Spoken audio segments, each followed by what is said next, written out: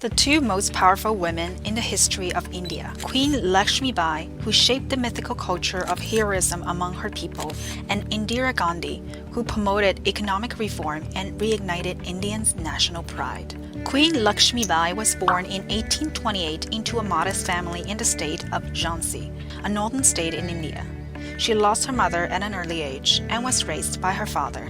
It was her father who taught her to be a strong-minded woman, one who would not be dependent on any man. This was particularly tough in a patriarchal society at the time. Lakshmi Bai learned shooting, fencing, horsemanship, and many other skills that were traditionally considered to be boys' curriculum.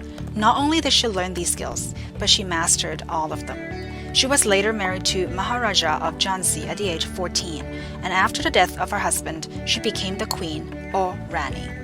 Her reign over the state was affected by the greedy British colonial forces who tried to expand their territories across India. This was not what the queen had envisioned for her people. To defend her people's independence and freedom, she tried to negotiate with the British, but was met with disappointing response. She then naturally organized the rebellion forces and fought the occupiers with courage and patriotism. Even though her army could not match the powerful weaponry of the British army, she went from town to town to remobilize the rebellion on a horse, with her adopted son holding onto her from the back. In the final battle, as her troops were being slaughtered by the British, she courageously took on the enemy herself and was killed in the battlefield.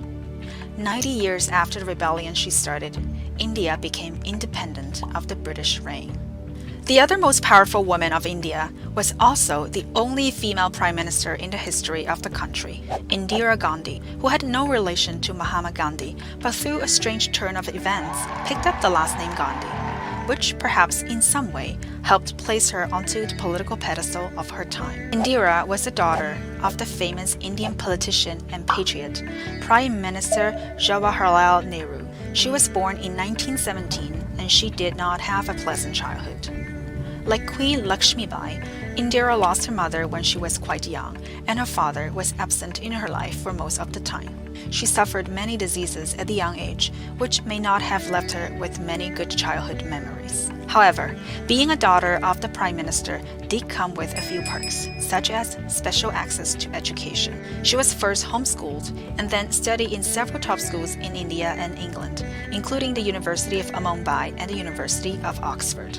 After the World War in the 1950s, she served her father unofficially as his personal assistant, and it was during this time that she learned about politics.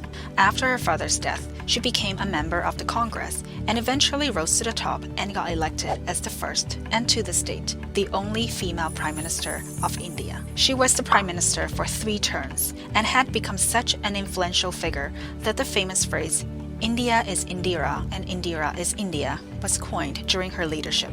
Her legacy includes promoting the economic growth of India and its foreign policy. She also led the war against Pakistan that resulted in India's victory and the independence of a new country, which we now know as Bangladesh.